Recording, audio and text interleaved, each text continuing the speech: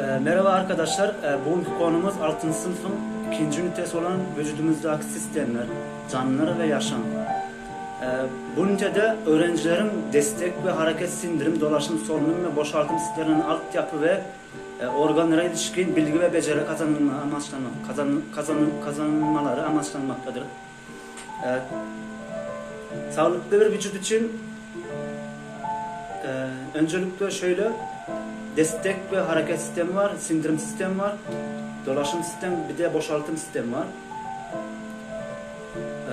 Bu ünite önerilen destek ve hareket sistemi için önerilen süre 4 ders saati, sindirim sistemi için de 6 ders saati var. Yani tek tek sana sayarsak dolaşım sisteminde 6 ders saati, solunum sisteminde var 4 ders saati, boşaltım sistemi 4 ders saati. Şimdi sağlıklı bir vücut için tüm sistemlerin çalışması gerekiyor.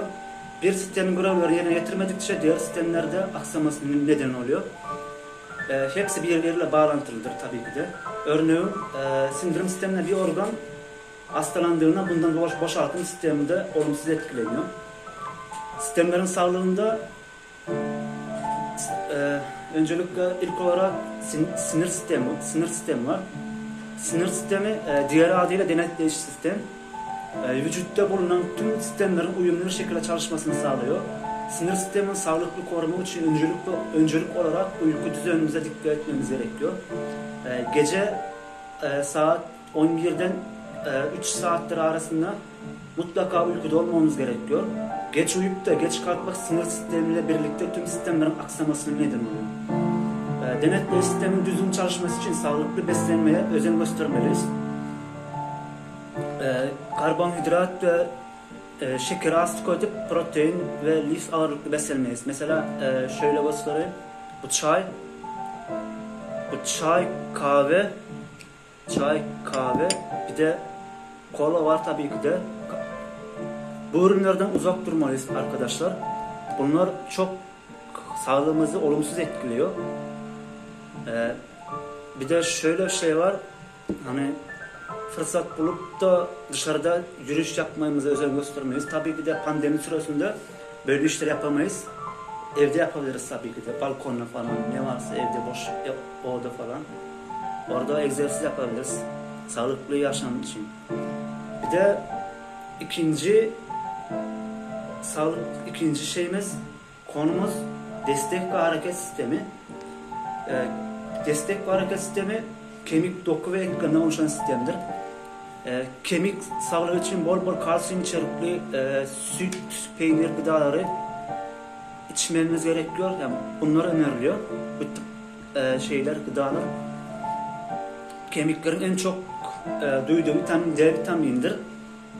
Bu nedenle günde en az 2 litre su içmeliyiz. Güneş ışıkları da kemik gelişmesini tetikliyor.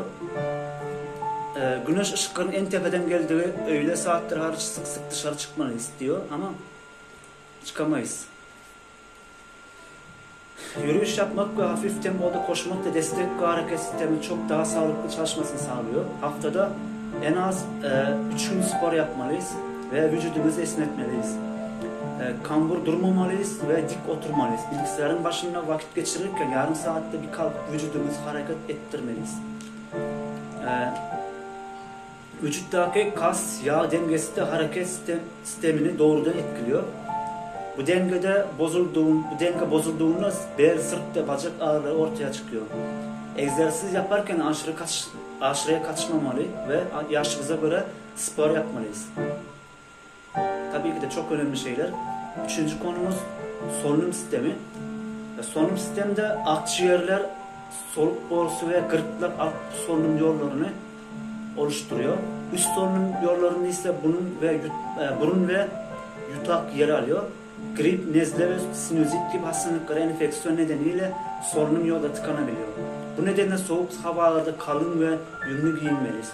Havanın yağışlı olduğu zamanlarda ise atkı ve şapka takmalıyız.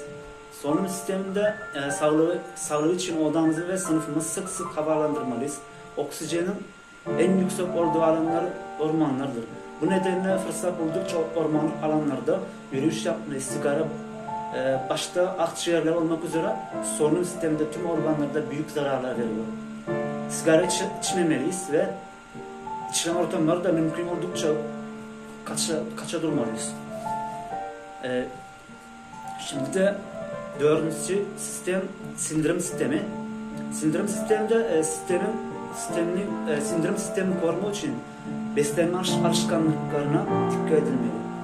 Aşırı baharatlı ve ekşi gıdalar midenin yanmasına neden oluyor. Aşırı sıcak ve soğuk içecekler tüketmek ise yutak ve yemek borusuna zarar veriyor. Yemek yerken aceleci davranmamalıyız ve lokmaları uzun uzun çiğnemeliyiz. Gece uyumadan önce yemek hem mide hem de kalp sağlığı için olumsuzdur. Kahvaltıda peynir, yumurta, domates gibi besin değeri yüksek gıdaları tüketmeliyiz. Çok önemli. Boşaltım sistemi 5. konumuz. Boşaltım sisteminde böbrek, üretra ve hidrato olması yer alıyor boşaltım sisteminde. Vücudumuzda zararlı maddelerin atılmasını sağlayan en önemli organlarımızdan biridir. Böbrek sağlığı için bol bol su içilmeli ve ayakları kuru tutulmalıdır. Diş çürüklerine iltihap doğrudan böbreklere zarar veriyor.